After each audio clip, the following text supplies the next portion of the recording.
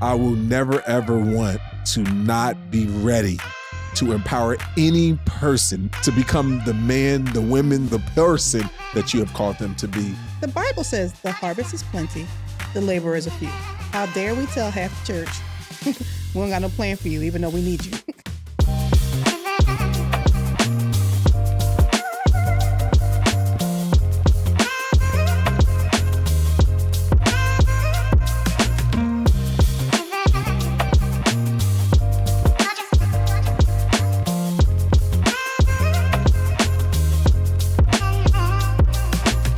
Today we're going to dive into an important and often misunderstood conversation in our culture, the role of women in society. From Genesis to today's headlines, there are a million different ideas about the dignity, purpose, and partnership of women. Today we'll talk about relationships, leadership, and what it looks like for men and women to thrive side by side on mission. As urban missionaries and as leaders, it matters what you believe about the women in your community. This is going to be a conversation. Yes, it is. You ready? Excited.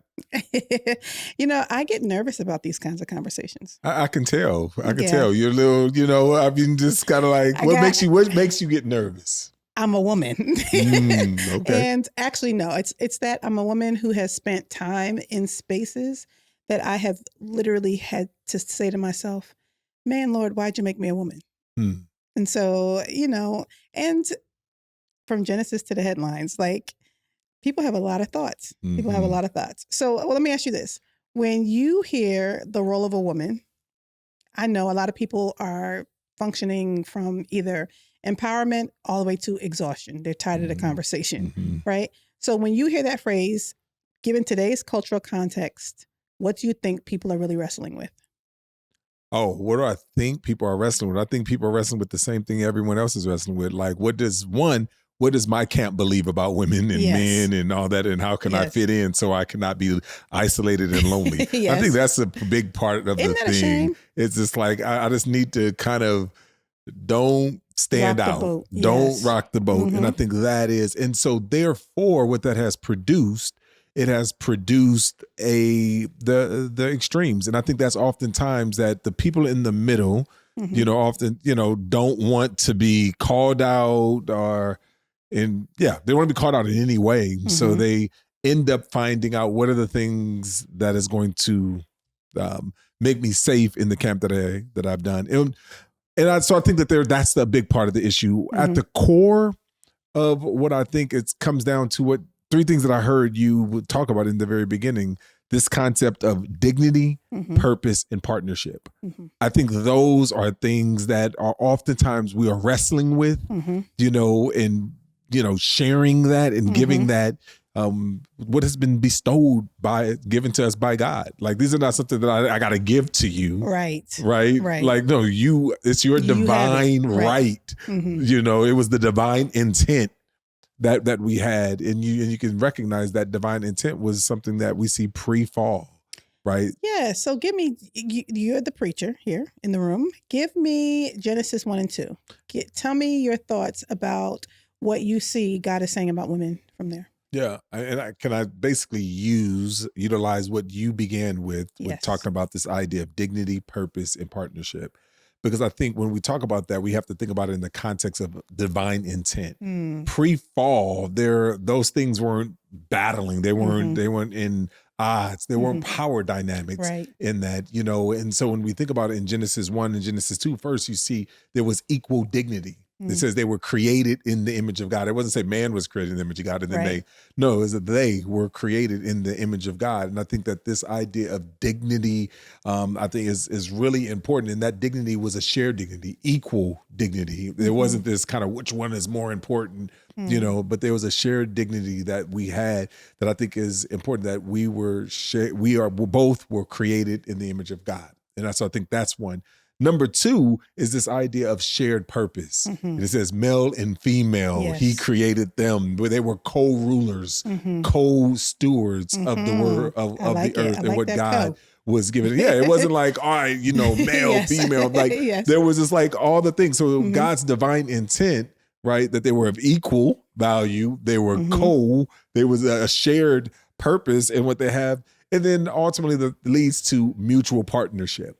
And I think that mutual partnership is also an important dynamic of this. And that in anything, and in any partnership, is like you bring stuff to the table, I bring stuff to the table. We come to the table together because I am insufficient by myself, right? It's not good for man to be isolated. It's not good for man to be alone, right? And so in the same way that there's a tension that we face is that we are created in need for communion and community with one another. And I think that mutual partnership, I think, is critical for us as we, as we think about it. And again, this is before Genesis 3. So these are the divine intent that God has given us early in the scriptures before the fall, right? So what it sounds like you're saying, which you are saying, but to say it explicitly, is that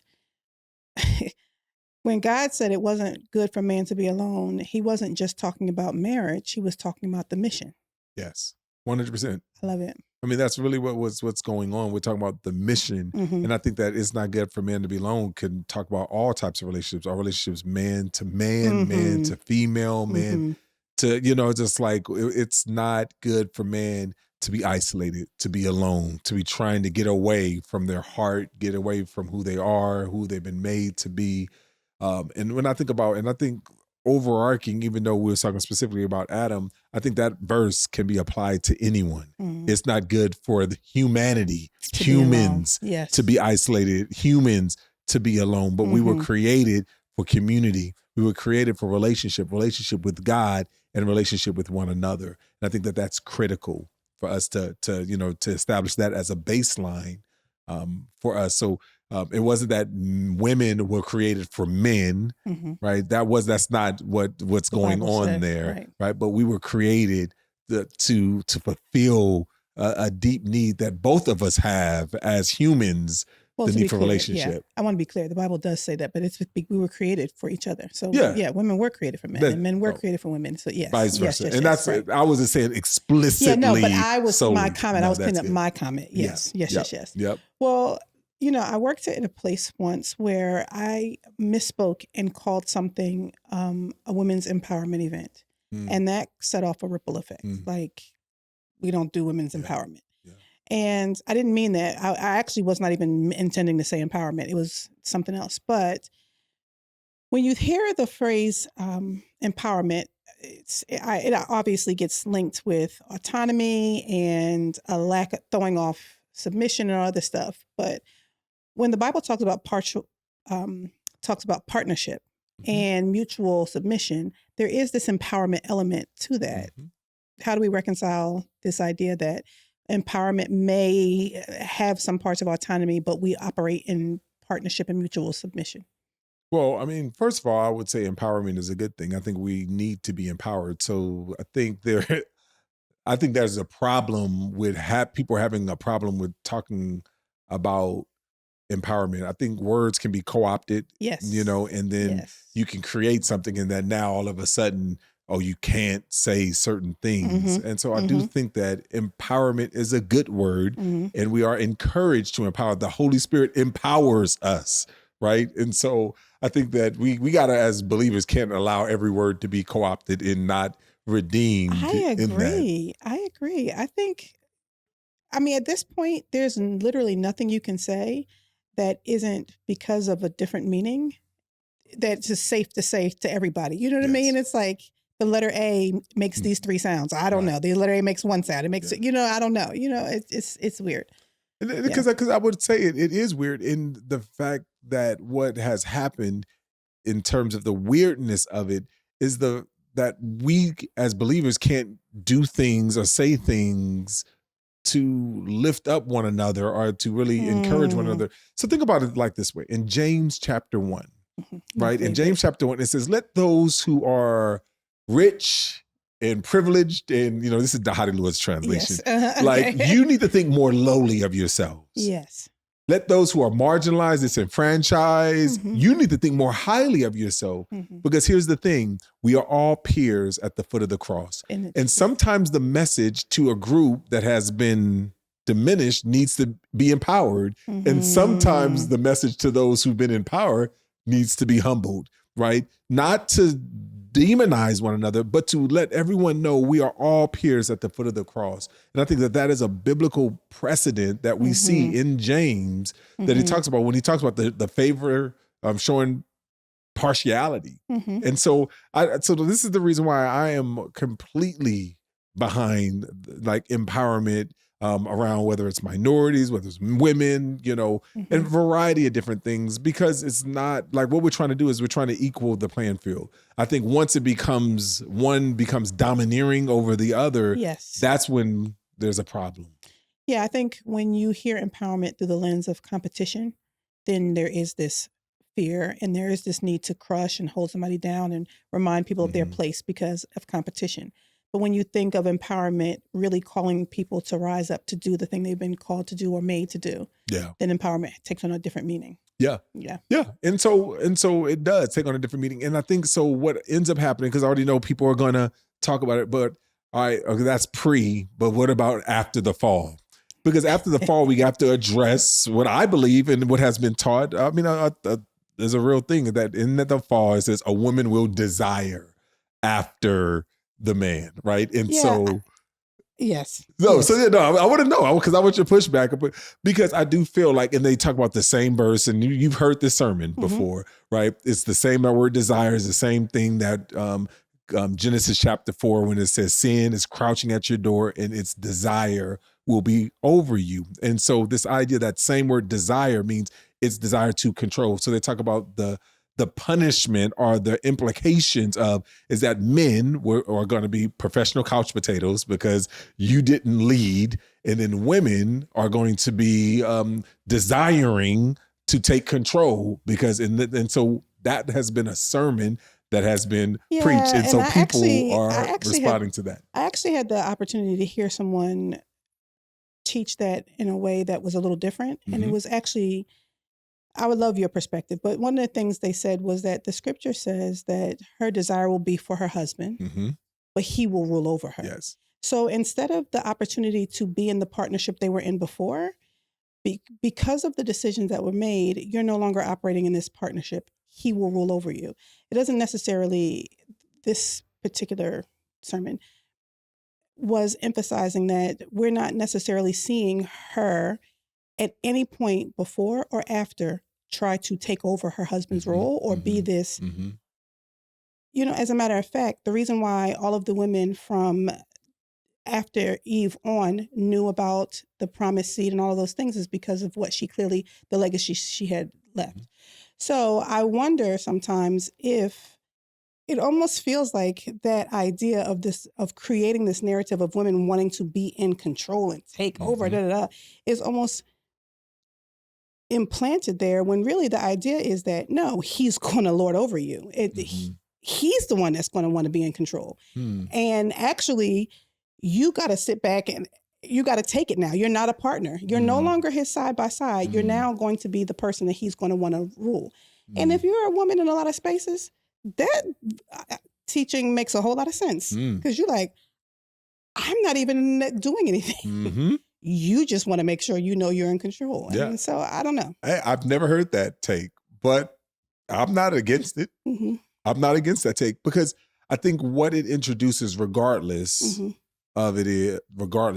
is that there's now a power dynamic that is introduced because of sin.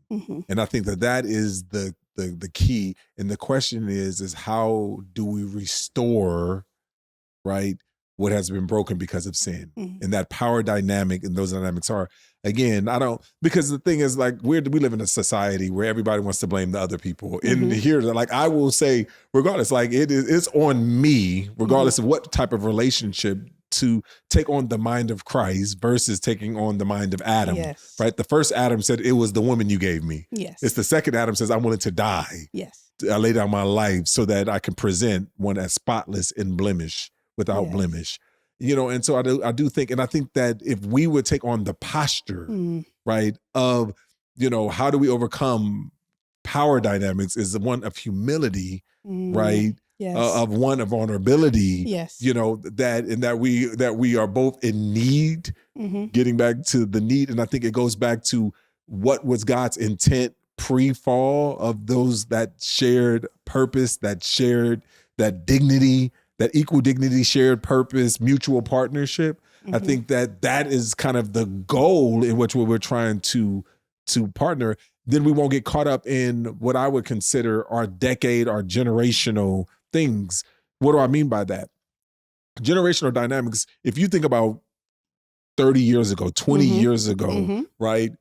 The thing was a woman can even make more money than a man without being unbiblical or ungodly, right? Right. You know, nowadays, no one's saying that, at least most people. I'm not going to say no one. Listen, at this point, with this economy, whoever's making money in this house, like, please, right? Yes. Bring it in. Go make the money. But you see what I'm saying? But 20, 30 years ago, right, it was like unbiblical. It was unbiblical. And so this is what we're talking about. We're bringing in cultural things and we're slapping it on, you know, to things and trying to make them biblical and throwing them into like verses like Genesis chapter 3 instead of coming with a sense of humility, right? And so I think that just what you said, like we are at a point where we recognize ain't nobody surviving. And very few people are surviving off of one income, right? So we're going to take a posture of humility. You know, it's so funny. Prior to where we've been in the past 10, 15 years, I came from a space where I only saw men and women in partnership, right? Men were the pastors, men were deacons and all, but there was just this idea of the reason why this household is running, because we're running it. You know what I'm saying? And so you doing your part, I'm doing my part, I'm doing the dishes, you doing hair, whatever. And then I moved to a space where it was very much like, no, you're a woman, you do this, and he's a man and he does this. But that no longer felt like partnership. It felt like relegated. You know what I mean? Like, you know, you don't really have a choice. And so I think that that's what's made, for me, the idea of women in society, not even necessarily the church, but just in society, so feel almost confusing because I've seen it one way, experienced it one way, and then I also was raised by a single mom, so I've seen women just gotta go do the things. But then to move into a space where it almost felt like the role of womanhood was a reaction, was equal relegation as opposed to this dignified, purposeful thing, makes it feel like, gives you the ick. Yeah. No, and I'm in agreement, and I think that comes back down to like that equal dignity, shared partnership, right? Like in this being able to understand where like that we're mutually partnering. So like for me, for instance, and I know we're not just solely talking about marriage relationships, but you know, and Angie and I came into our marriage with $30,000 worth of debt. She came into our marriage with money in the bank, you know, and I was just like, I wonder who does better with managing money, right? And so like I've told people for years, I submit to Angie when it comes to managing our money. Now, in the same way, I do not relegate or abdicate my responsibility as leading the household. But I understand as one who is responsible in leading the household that it is smart for me to put the right people in the thing. And so it's not even about me giving her that. It's just about like, no, this is like, we're in this together. Right. Like, it makes sense. Let's partner. We're mutually partnering together for our common good so we can honor God and glorify the Lord together. And I think that is where this idea of mutual submission, and there's things that I submit to her, and I'm not going to go and not do something that she was just like, we don't need to do this, but vice versa. There's things that she submit to me. And I think that is being able to be like really clear and talking through that. And guess what? We change from season to season. Right. There are certain seasons where like, hey, I'm going to do this. There's certain seasons where you're going to do this. But like this whole idea, again, going back 30 years ago, was just like, as a man, you ain't supposed to wash the dishes. You ain't supposed, like there was jobs that were relegated to women and jobs that were relegated to men. And I think that we are making that same mistake. It's not just dishes and those things now. There's other things now, but we're making that same mistake that we're doing in areas that I think God gives us freedom, right, to be able to apply in different ways. And I think the ripple effect for that is what we're seeing in society, where we're seeing whole groups of people, women saying, you know what, if this is what you want womanhood to be, that's completely fine. I'm opting out. I will be a single person. I will stay single because being in this relationship requires something more then either I have the capacity to give or that I believe is the definition of. And so let's talk about that. This whole idea of opting out, right? Because, I got some thoughts on, I'm sure. this idea. I'm Again, sure. because this whole idea of opting out, we just went through this in church, talking about the role of government and submitting to government.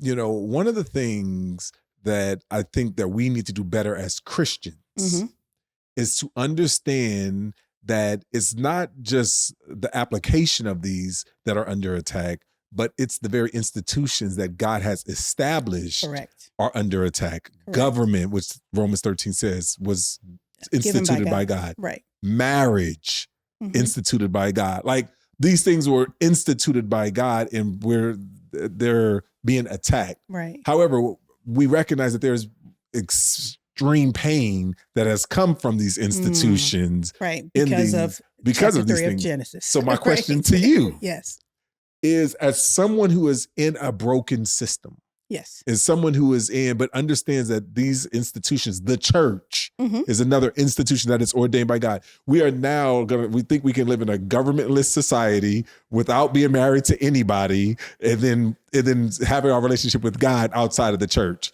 You see what I'm saying? And that's normal. That's called Wednesday now, right? In 2025. My responsibility to you as someone who recognizes and understanding is not putting our head in the sand, saying, look, there are harm that has been done by all these institutions. How do you stay in as a woman, right, in these institutions, understanding that these are God-ordained institutions? How do you wrestle with the pain and the harm that's been done with these God-ordained institutions without throwing the baby out with the bathwater? Well, part of it is because I recognize that with leadership comes responsibility. And I think all of us are leaders. So I don't think that that's special to me, right? I think we're all leaders. But because of that, there's a responsibility to not just sit and recognize my own hurt, but recognize that if I'm hurting, so is someone else. And so as I'm working through the process of my own healing, I need to be bringing someone else through that process too, so that they can be bringing somebody else with them, so that they can be bringing so that we can begin to walk not so much with the limp, but in the healing that comes from being a part of the kingdom of, So I think that there's this requirement in me to stay because I'm supposed to be a part of the solution. And to just lay down and die is not bringing people along for healing. So that's where I am. I also want to say, though, as a Christian, if it was all terrible, why would I want to be it, right? I remember when my daughters were young, I remember thinking to myself, I need to be intentional to not make being the idea of being a wife and a mother or just being a grown adult woman seem hard, sad, depressing. You know what I mean? Like, I need to be intentional to let them see the joy of the Lord, to see the joy to love being a woman, to embrace the decisions I've made to be a mom, like all of those things. And I think part of that is a leader's mentality that says, I need you all to recognize the greatness in this as well. So I love being a Christian. I love being a Christian woman. I love being a Christian woman in the church under a government and all of those other things. Because I do know, even in the midst of this brokenness, that we see all of the glimpses of light that God is shining through, and we see this is God's plan. Oh, I see what you're doing there, Lord. Oh, I see how you're redeeming things and how you're using me and how you're using them and where the goodness comes from. And I think that's the story of the scriptures, is the theological implications that we see from Genesis 1, 2, 3, as soon as sin enters the world, is the idea of his plan for restoration. Yes. And that's what I hear you saying, that you are engaging in being in the restorative act of what's taken place after the fall. Correct. That introduced this power struggle that we have now with one another. Yes. And we see throughout the scriptures that, like, the redemption of this power struggle, whether it be male, female, male, all of the things, is like being able to be redeemed. And also seeing that through all the way to the point where even maybe applied, because we see some of the Levitical laws and some of the things that would not be okay in America today. You know what I'm saying? Would not be okay. In America, will not fly right now. However, right? But we see all the way to when Jesus comes that we are co-heirs, right? It's sort of like the full redemption that has been tarnished in this, like the brokenness that we've experienced all the way back in the Genesis 3, power struggle that was introduced to us that we will have. And I think I think that's critical. I think that's a critical piece to understand. So now we flesh it out. And I think through the presence and power of the Holy Spirit, we get to flesh it out. And God gives us liberty to understand me and Angie have a responsibility in our home. Me and I believe we have a responsibility in God's house, the church. We have responsibility to see those implications played out in government and society. What does it mean to be equal in dignity, to have mutual purpose and commonality, right? Partnership with a shared purpose. And I think that those things are just the consistent theme that we have to fight, understanding brokenness is going to come at us, right? It is all around us. And we bring the brokenness with us. Yes.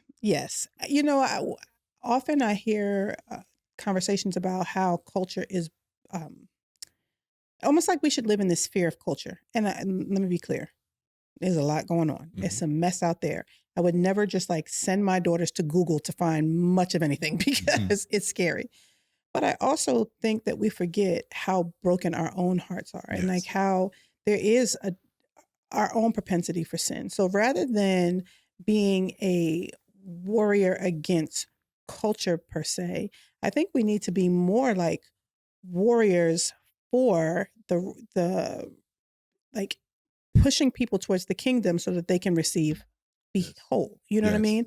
And so that I don't necessarily have to say, I hate this artist, or I don't listen to them, or I don't talk to them. What I can say, the Bible does say ... And he already spoke about this. This stuff is not new. This stuff is new to you. Culture is just reinventing the wheel. But in all reality, God has answers for these things. And I think that that's a much more healthy way to even think through my womanhood. I love that. In culture. And can I say this? I'm going to talk more about it when we talk about some of the manhood and kind of how I embrace manhood. Is a thing called the 33 series that has helped inform me. And it's going back to Genesis, but I think it can be applied to all, and specifically in this conversation and what you just said. There's 4 things. It talks about reject passivity, accept responsibility, lead courageously, and invest eternally. And I think those are things, and they talk about what manhood is, but I think that this is just being humanity. So, I think the first 2 are something that what I want to hone on based upon what you just said is this idea of rejecting passivity and accepting responsibility. Because if we don't, what we will always continue to do is repeat the same mistakes that the first Adam did. The woman you gave me, right? And, and we won't look internally, right? Because we're always easy at blaming. It's my upbringing, it's this, it's that. It's everything else that's the problem. As if we fix everything else, things would be okay. No, the problem is us. Yes. Right? The problem is us and people like us that brings brokenness and sinful desires and intent and all of that to the thing. And I think if we would all take responsibility, that's the second part of that,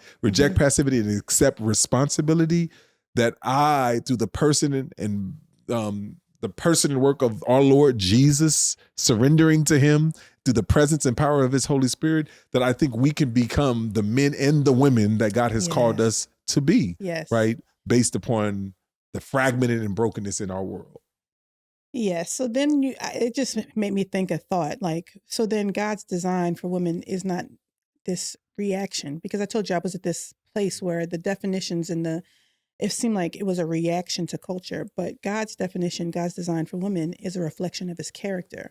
And when we believe that about the men, the women, the boys, the girls in our community, then we are viewing them differently, and we are rejecting passivity and trying to shape them to reflect the character that God has designed in them, right? And therefore empowering women. And it's empowering women.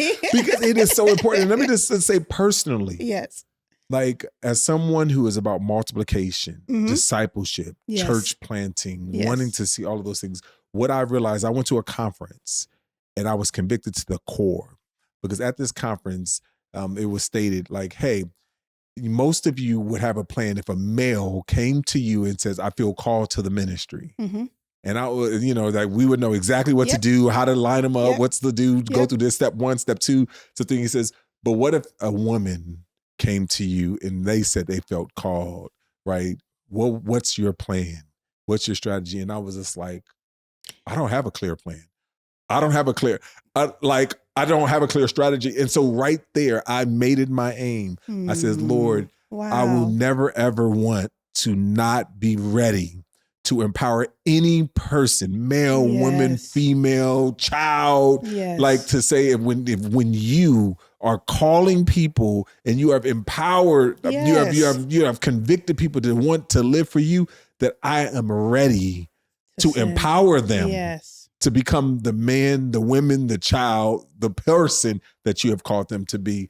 And I think that is basically getting us back to this idea of getting us back to Eden. Getting us back to Eden. I love it. I love it. Get us back to Eden. My last job, one of the things that a couple jobs ago, one of the things I loved, I worked with college students and seminary students. Mm-hmm. And when the women would come in to get their theological training, at the beginning, there was a lot of reticence. I don't know what I'm going to do. I don't know what I'm going to become. I don't know what I'm going to use this degree for. And then even as they would go further along and hear some of the rhetoric of some people who just didn't seem to recognize God's call for all women, for God's call for all people, they would begin to get scared. Like, I'm spending this money on this degree and I don't know, how can God use me? But to then sit on the couch near graduation and hear the stories of how God had opened this door and God had opened that door and God had opened this door and God had opened that door, or they had this plan and that plan. It was just this reminder that God does call women to do ministry in all kinds of spaces and ways. And then I worked there long enough to begin to see people come and graduate and get reports about, can you believe God is using me to do this? Can you believe I get to go around the world and do this? Can you believe I get to tell people in places about him like this? And do you believe I get to lead teams like this? It's just a reminder that you're right. God has called women, and it's silly of us to not be prepared when we are the ones who say, the Bible says the harvest is plenty, the laborers are few. How dare we tell half the church, we don't got no plan for you, even though we need you. Yes. That's spot on. And so we got to commit to discipling the whole church. Yes. And giving them spaces where they can lead. I'm talking about men, women, like we have to be able to do that. And so I'm convicted, have been convicted, and just wanting to make sure, as someone who is a complementarian, to understand, I'm unashamedly complementarian, but I think we have a lot more freedom than what people think, what that means to complement one another. It doesn't mean that certain roles or even certain duties are only reserved for one gender. It means that we legitimately complement one another, right? Because we were fearfully and wonderfully made. And I don't think that there needs to be anything wrong with saying that there are things that are germane to women. Like, I think we as women have the opportunity in society to help with the creation of life, sustaining life, nurturing life. I think that is something beautiful and is a part of womanhood. And then there's the way that we're able to think through what it means to do that with multiple people. There are more humans in my home because of this thing that is uniquely woman. And I think that the moment we don't want to allow that to be okay, that there's this role that is woman, or that there's this thing called feminine, and that we can embrace it, then we actually do ourselves a disservice, because it's how we've been created. Now, what it looks like in each woman is different, but it exists. And I think that if we run from that, then we're doing ourselves a disservice. And then we're forgetting, like you said, God has instituted certain things for certain reasons. And I just believe that he was purposeful in making women women and men men. And I can't speak to God's ways, but what I can say is I don't think he made a mistake in making me woman. I think that the parts of that have been hard have been because of the brokenness around me. Yeah. So what does that look like in the role of the church? Women's role in the church, because this is the biggest thing. What can women do? What can women not do? Answer all the questions for all the human beings So you know what I was in this subject do? matter right now for us all. One of the questions I was going to ask you, and I think I heard someone ask somebody else this. This is why I was going to ask you this. If Jesus were walking on our streets today, how do you think he would engage women in leadership, women in business, or women in family life? And I think he would engage them all the same way. You know why? Because he created them all and he gave them all these particular callings, these particular gifts, these particular resources, these particular opportunities. And then he also gave them the free will. She's a mom because she chose to be a mom, and she runs a business because she can run a business. And I think when the church begins to recognize that Jesus would embrace these women, he would offer them himself, which all three of them would need. But then he would say, now, how do I make you fishers of men, right? How do I take you, woman, who is in this business sphere, and give you the opportunity to go do it for my kingdom and for my glory? And so I think in the church, in much the same way, I don't think Jesus would show up in church and be like, oh man, y'all got all these women running around here doing all this stuff. They need to sit down. I think Jesus would be like, yes, go get the communion. Yes, go, or whatever. That was a random thing, but I'm saying, like, I don't believe that women are supposed to be this invisible network of childcare workers in the church. I just don't believe that that's what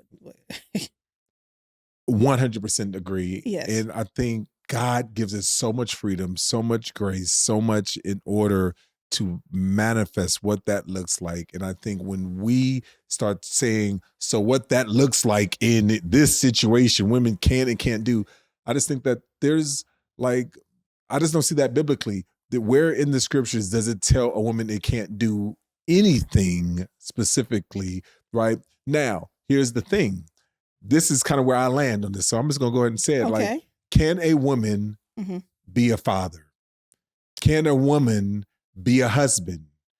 Can a woman, right? So I would say no. Right. Because those are things that are specifically given to men. I agree. Now, what can a husband do that a wife can't do? What can a father do that a mother can't do?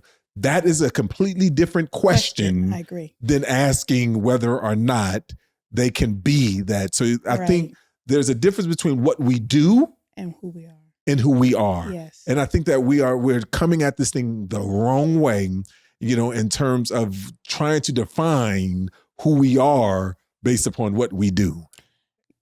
Now, we could just drop the mic right there because I think that's beautiful. I think when we recognize that God has created us male and female for a reason, he has a plan, and it may take a long time before we figure it out, but who we are is separate from what we do.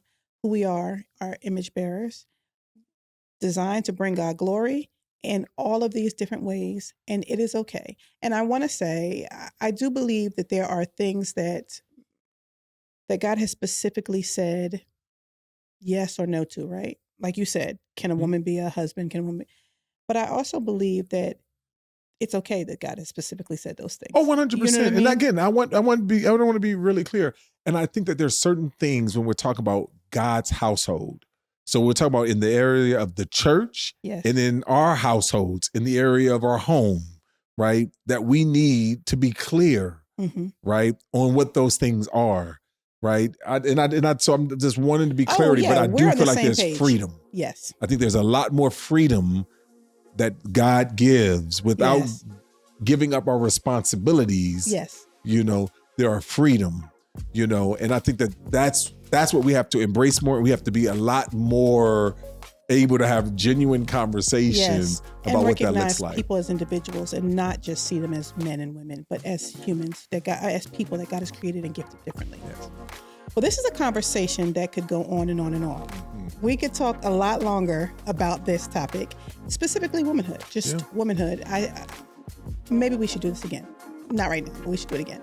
But what I do want to say is that for urban missionaries and for people who are wrestling through it, God has answered, right? And God did not create us as second-class citizens as women, but to reflect his glory and his character in society. So I'm here for it. I'm here for the womanhood. Amen.